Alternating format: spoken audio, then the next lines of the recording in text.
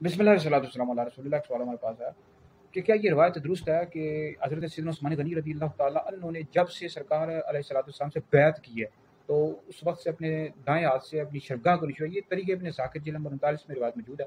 हज़रत सैयदना उस्मान गनी रज़ी अल्लाह ताला अन्हु खुद इरशाद फरमाते हैं कि मैंने ज़माने जाहिलियत में और ज़माने इस्लाम में कभी शराब नहीं पी, और फरमाते हैं कि जब से मैंने नबी करीम अलैहि सलाम से बैत की है, तो उस वक़्त से कभी भी मैंने अपने दाएँ हाथ से शरगाह को नहीं छुआ।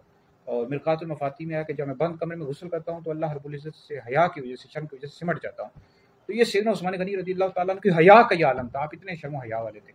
आप तीसरे खलीफा राशिद हैं और नबी करीम अलैहि सलाम के साथी हैं और शाम बशरा में दाखिल हैं। तीसरे खलीफा राशिद हैं।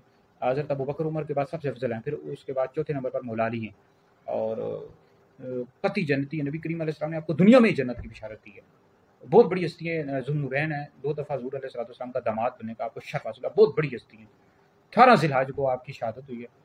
तो अल्लाह अल्लाह रब्बुल इज़्ज़त जन्नतुल बकी में आपकी कब्र मुबारक है। अल्लाह ताला आपके सबके हमारी मग़फ़िरत फरमाए।